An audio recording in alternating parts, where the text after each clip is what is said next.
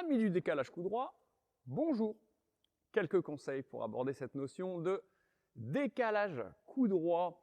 Donc bien sûr, il y a énormément de joueurs qui veulent utiliser un petit peu plus leur coup droit en priorité pour éviter de jouer leur revers s'ils pensent que leur revers ne mérite pas autant d'honneur que leur coup droit. Et pour ça, eh bien, une balle qui va arriver légèrement côté revers, on a la possibilité de se décaler pour aller la jouer avec son coup droit. Donc oui, bien sûr, c'est une bonne chose, puisque évidemment, je vous encourage à jouer avec vos coups forts, de tout faire pour mettre en place vos schémas de jeu qui vous vont bien, et encore mieux, si vous arrivez à combiner jouer avec votre coup fort sur le coup faible de l'adversaire. On vit dans un monde idéal. Donc, retour sur le décalage coup droit pour ne pas s'éparpiller.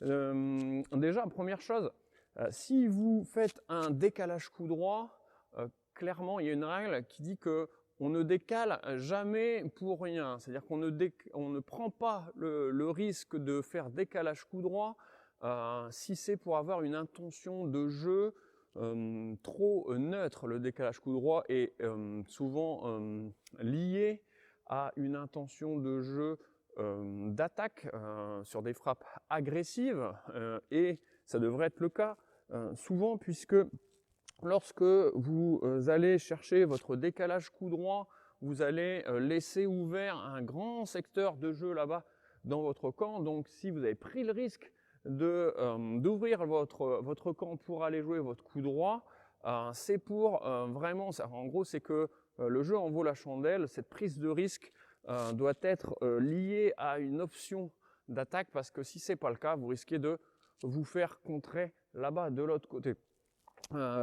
Petite question sur les zones tactiques. On me demande souvent lorsqu'un joueur fait décalage coup droit, quelle zone toucher.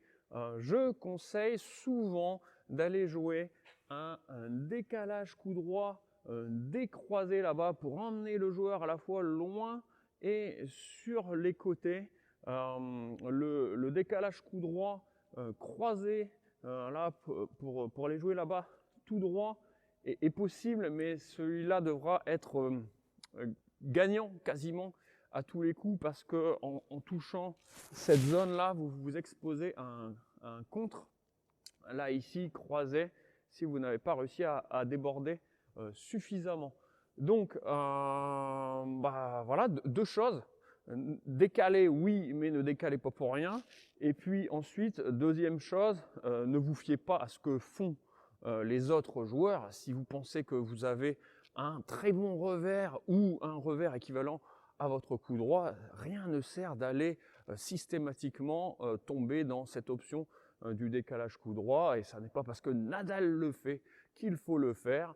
D'autant plus que Nadal a un niveau de déplacement et une qualité de jeu de jambes tellement phénoménale qu'il est capable, lui, d'aller chercher des décalages coup droit complètement extrêmes dans le couloir, hors du terrain, là-bas, chose que le commun des mortels ne peut pas envisager normalement.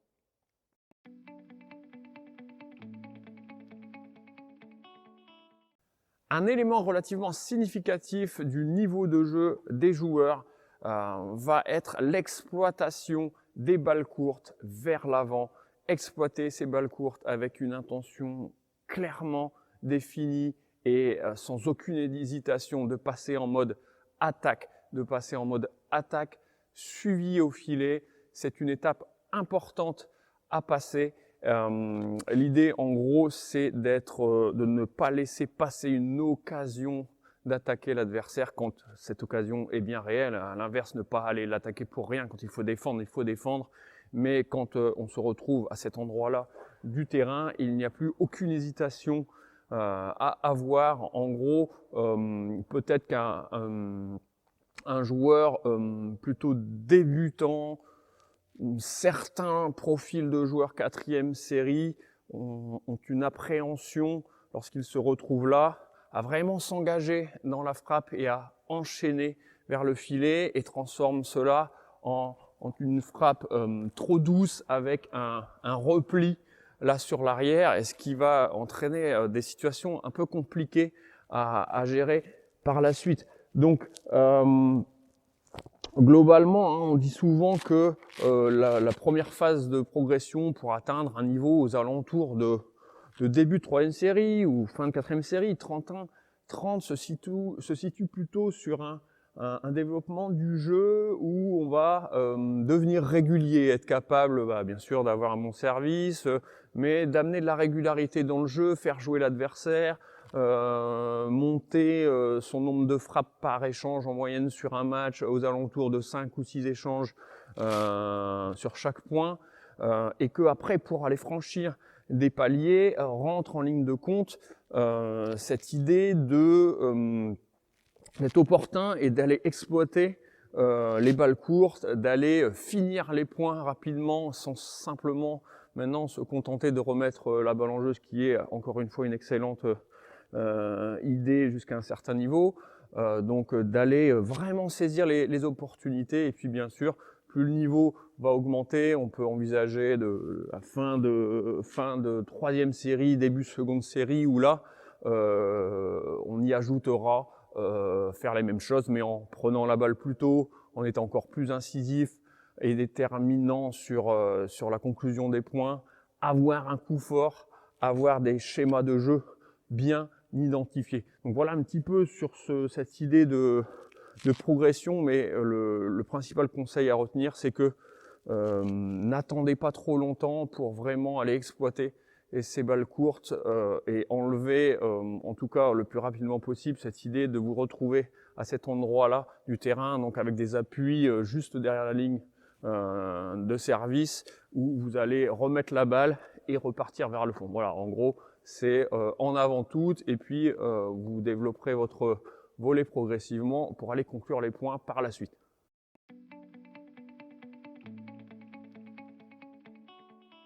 Le grand mystère de ce sport, celui où on est capable de jouer le feu à l'entraînement, la veille d'un match, on sent la balle, on a des jambes de dingue, et le lendemain, en match, comme si on n'était plus le même joueur, aucune sensation, jambes molles, on retient ses coups. Donc voilà, je suis sûr que tous les joueurs ont déjà connu cette énorme différence de niveau de jeu entre l'entraînement et le match. Donc dans un premier temps, ce qu'on essaye de faire, c'est de dédramatiser un petit peu l'enjeu du match pour essayer dans un premier temps de réduire l'écart entre le niveau de jeu à l'entraînement et le niveau de jeu en match, sans se dire qu'on va jouer exactement de la même façon. Il y aura toujours un léger décalage.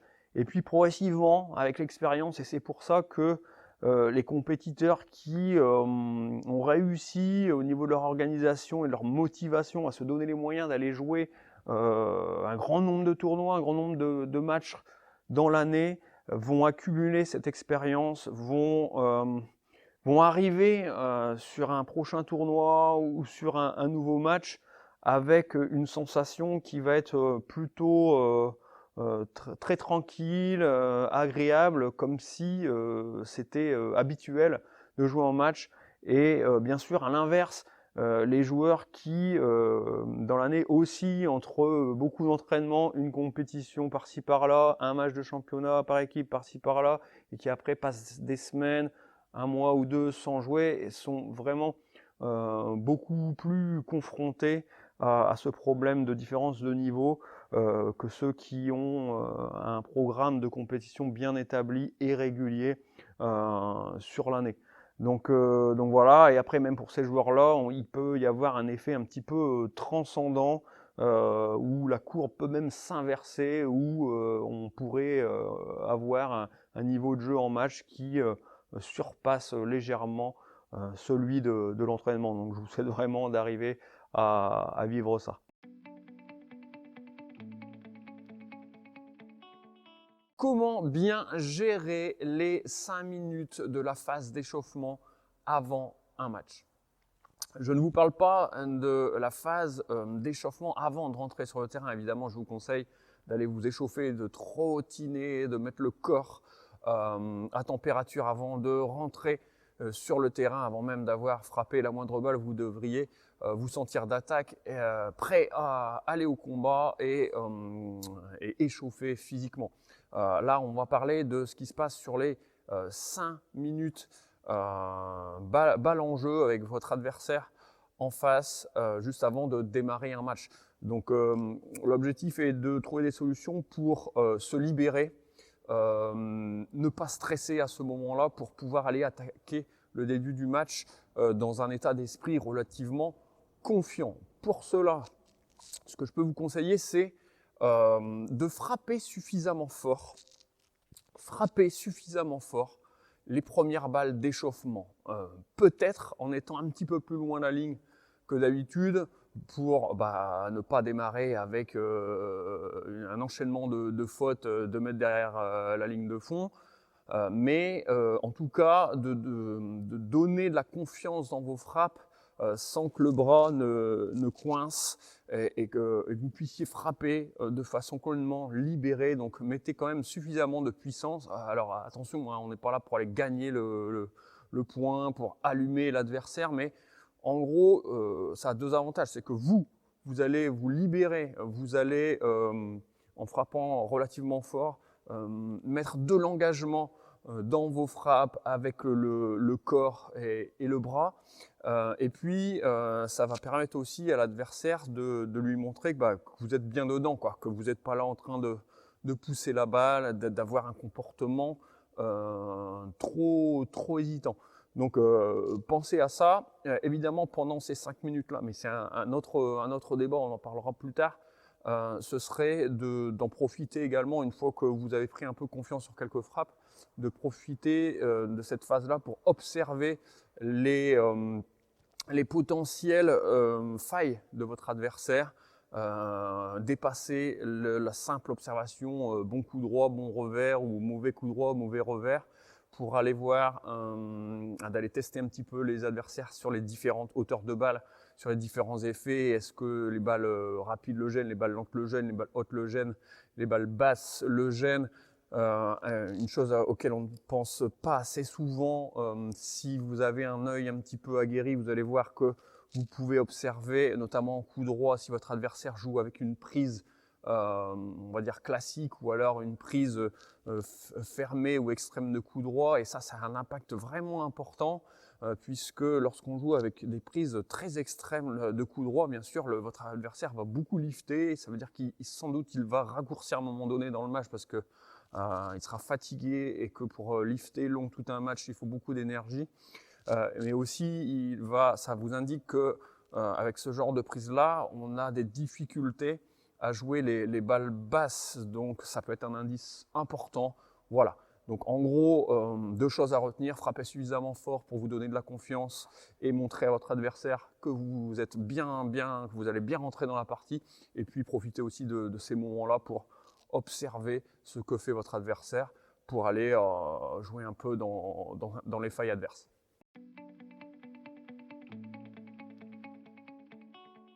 Quel est le programme idéal d'entraînement par semaine pour envisager une bonne progression? Idéalement, évitez de ne jouer qu'une seule fois par semaine. Alors, on est tous overbookés, les enfants, le boulot, des choses à faire, les courses, le confinement, l'enfer.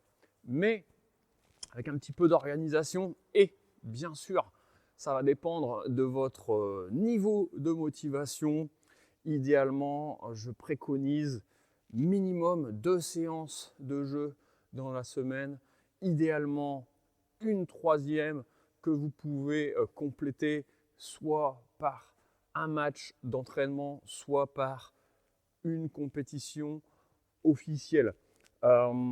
Évidemment, c'est un programme qui peut sembler relativement lourd, que certains dépassent allègrement, puisque certains joueurs arrivent à jouer au-delà de 3 fois, 4 fois, 5 fois par semaine, en tenant compte de leurs différentes contraintes.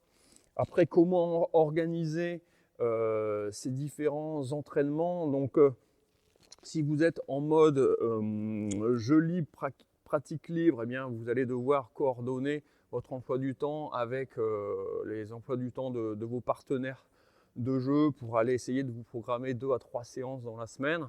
Si vous êtes dans une forme de pratique encadrée avec un prof en club, l'avantage c'est que vous avez un créneau fixe, que le fait de vous être engagé dans ce créneau-là va découpler votre motivation pour venir retrouver vos partenaires d'entraînement, retrouver le prof, aller chercher les conseils, aller appliquer ce que vous aviez vu la semaine dernière à l'entraînement. Donc évidemment, c'est une solution qui est une source très importante de motivation. Après, vous pouvez combiner les deux, mixer une séance, ça c'est vraiment quand même pas trop mal.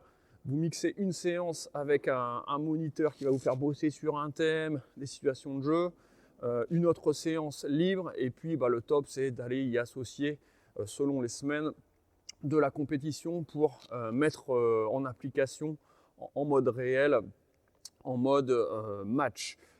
Concernant les cours encadrés, je préconiserai également de temps en temps quelques cours particuliers. Donc évidemment, selon votre budget, vous pouvez dans l'année et en fonction de votre objectif, n'hésitez pas à aller rencontrer l'enseignant de votre club qui sera même d'échanger avec vous, de vous proposer quelque chose d'adapté en fonction de votre disponibilité, de votre période, de vos objectifs de progression. Mais je pense que quelques cours particuliers dans l'année sont vraiment profitables pour tous les joueurs, pour permettre de recentrer les choses qui peuvent être techniques, tactiques, de renforcer la motivation du joueur, parce que les conseils des moniteurs auront peut-être une visée motivationnelle et une approche vraiment précise pour éviter d'éparpiller le joueur à travailler un petit peu tout et n'importe quoi. Donc voilà, idéalement 3 sessions d'entraînement par semaine que vous pouvez répartir un petit peu comme vous voulez entre les cours encadrés, le jeu libre et la compétition.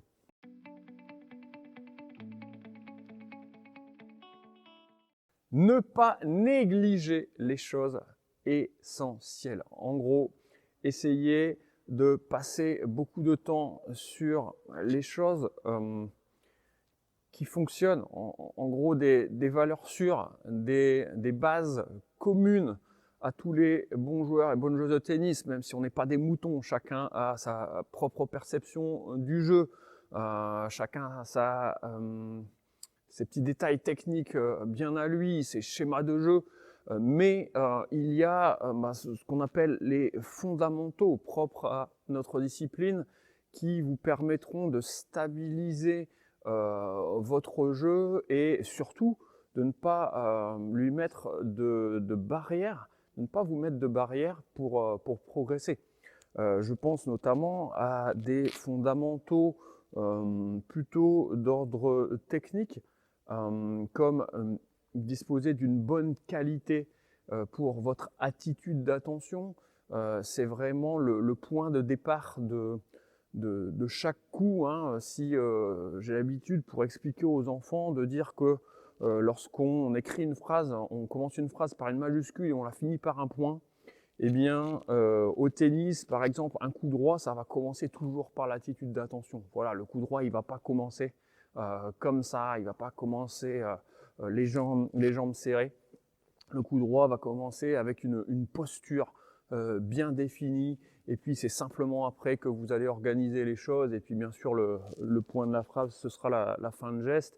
Donc essentiel de porter votre attention sur tous ces petits détails. C'est des petits détails qui peuvent avoir des conséquences derrière sur l'organisation de vos coups à jouer.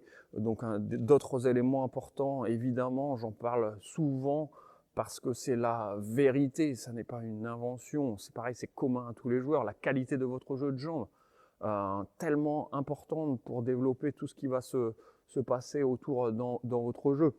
la qualité de votre service, la qualité de votre retour. Voilà, les deux premiers coups de chaque point. Donc portez-y beaucoup d'attention. On parlait de l'attitude d'attention justement tout à l'heure au départ, avant un coup droit ou avant un revers. La position de départ au service, c'est un élément clé. Voilà, si vous avez une attitude, une position de départ au service juste, relâchée, que vous avez testé des choses pour la personnaliser en fonction des différents appuis, ce sont des valeurs sûres sur lesquelles vous allez pouvoir vous appuyer et baser les fondations de votre jeu. Vous connaissez sûrement ce qu'on appelle la loi de Pareto, c'est la loi des 80-20. Ça veut dire qu'on privilégie de porter nos efforts sur les choses les plus importantes. On passe du temps sur les 80% des choses dont on est sûr qu'elles vont avoir un effet positif sur notre jeu. Et que le reste des choses, c'est pas on ne doit pas les travailler, mais c'est que ça va passer au second plan et que ça viendra simplement compléter ou apporter une touche supplémentaire à votre jeu. Voilà, travaillez sur l'essentiel, bossez vos fondamentaux.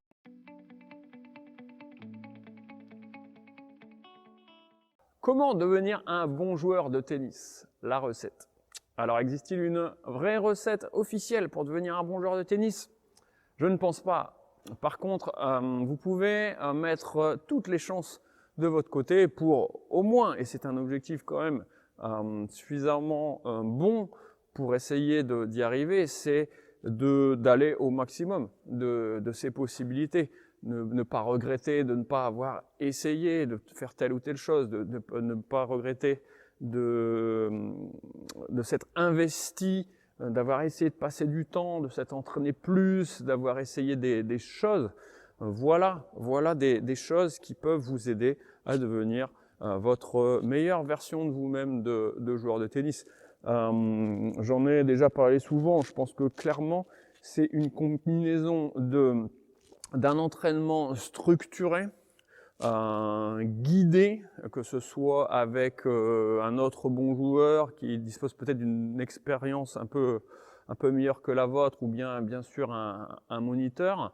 Ça va être couplé avec de la compétition. La compétition est formatrice. Seul en compétition, ce sont des moments où vous allez devoir servir avec du stress, devoir mettre en place des adaptations par rapport au style de jeu de votre adversaire, et tout ça, ça va vous faire énormément progresser. Donc un entraînement encadré ou dirigé, de la compétition, et une troisième chose que j'ajouterais, c'est le jeu libre. Le jeu libre, celui où vous faites plaisir, un petit peu la partie du dimanche. Voilà, la partie du dimanche, la partie avec la famille, la partie avec le copain, où il n'y a pas de règles spécifiques. Après, vous pouvez très bien vous dire on fait un match, ou on joue, ou on tape des balles. Peu importe, mais ce moment où vous n'avez pas de contraintes, où vous allez pouvoir vous exprimer un petit peu librement, tenter des choses, est tout aussi important dans votre progression. C'est ce qu'on appelle les apprentissages sauvages, des choses que vous allez tenter, des choses que vous allez essayer en dehors d'un contexte rigide.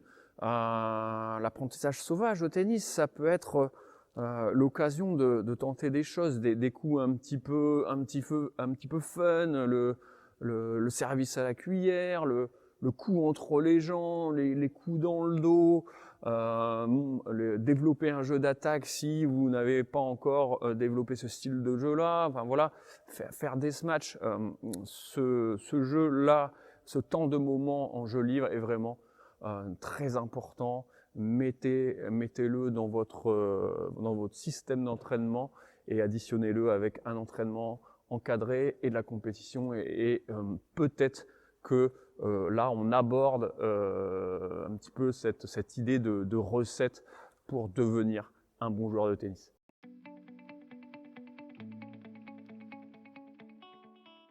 Pensez à faire un petit check-up de votre matériel de tennis. Évidemment, en premier lieu, la raquette de tennis. Donc, compliqué dans une courte vidéo de vous expliquer l'énorme famille des raquettes de tennis. Cependant, on peut, en étant succinct, classer les familles de raquettes en deux parties. Vous avez des raquettes plutôt à dominante puissance et d'autres à dominante contrôle. La section de la raquette, donc plus la raquette a un profil rond, là ici plutôt plus elle va être axée sur de la puissance, plus la raquette aura un profil carré, plus elle va être axée sur le contrôle. Pareil, un peu dans ce style puissance-contrôle, on a le tamis. Donc les tamis plutôt petits sont plutôt orientés contrôle et les grands tamis plutôt puissance. Donc voilà pour les caractéristiques. Ensuite on a tout ce qui va être de l'ordre de l'équilibre. Donc pour mesurer l'équilibre d'une raquette, c'est facile, il suffit de mettre son doigt là dans le cœur de la raquette et de voir si la raquette est soit à l'équilibre, soit un équilibre en tête ou soit un équilibre en manche. Si la raquette est équilibrée en manche, elle est plutôt une dominante contrôle. Si la raquette est équilibrée en tête, elle aura plutôt une dominante puissance.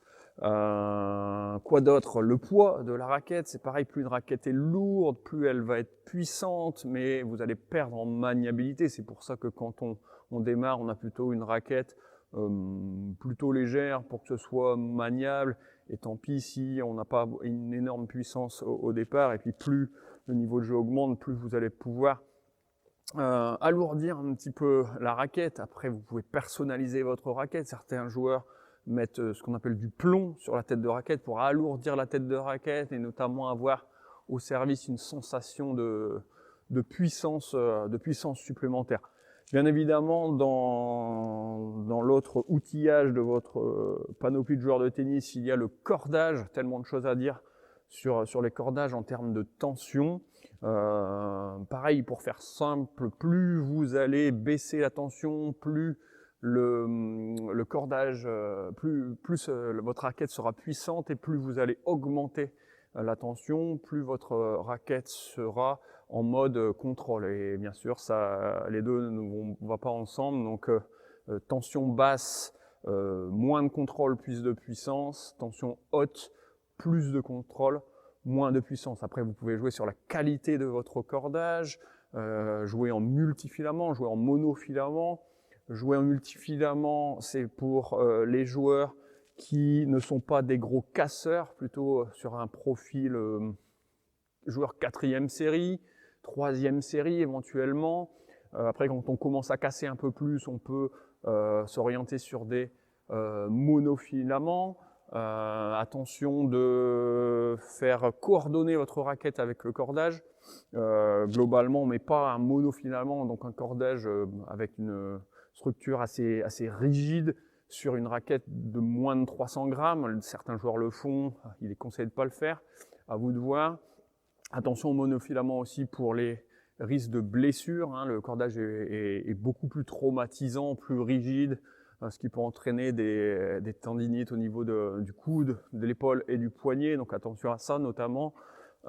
Chez les jeunes, vérifiez aussi le manche de la raquette, taille du manche. Il y a quelques années, on était plutôt sur des manches relativement gros. Cette tendance moyenne est plutôt à la baisse. Donc globalement, chez les messieurs, on oscille entre manches 2, 3 ou 4. Chez les dames, entre 0, 1, 2. Pensez à avoir un surgrip en relativement bon état. Franchement, la sensation de jouer avec un surgrip neuf est vraiment quelque chose de top. Donc voilà, ne négligez pas tous ces petits plus matériels qui peuvent donner du plaisir en plus dans votre pratique.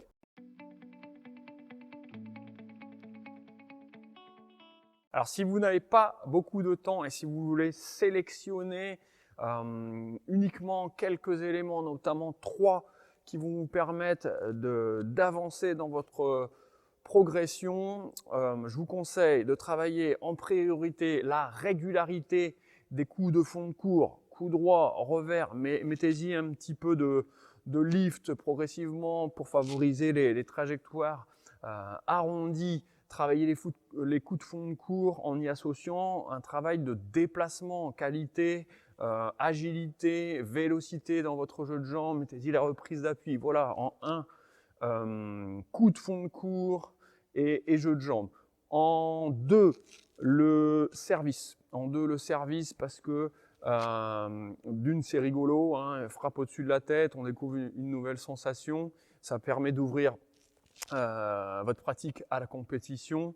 Et puis en 3, le retour de service. Voilà, il faut trouver un partenaire qui accepte de faire des petites séries en servant, que vous puissiez bosser votre retour, bosser le retour sur zone en visant des plots.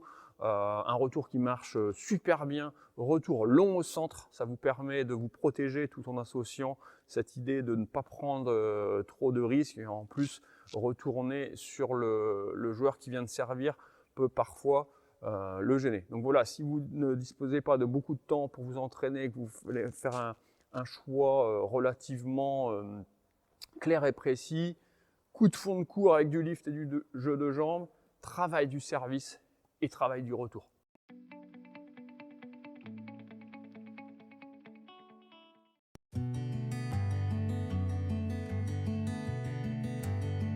Voilà, merci d'être arrivé à la fin de cette vidéo, ce grand cours pour mieux jouer au tennis avec plein de petites astuces à droite et à gauche, du mental, un peu de physique, du jeu de jambes, bref, plein de choses. J'étais vraiment ravi de partager tout ça avec vous.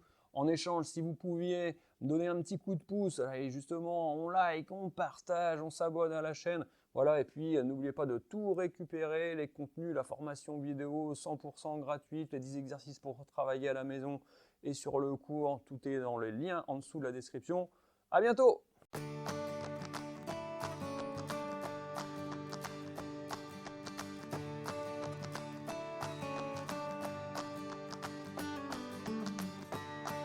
C'est un truc de fou. C'est un truc de fou.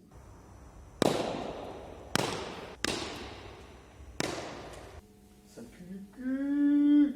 C'est un truc de taré de ne pas savoir parler.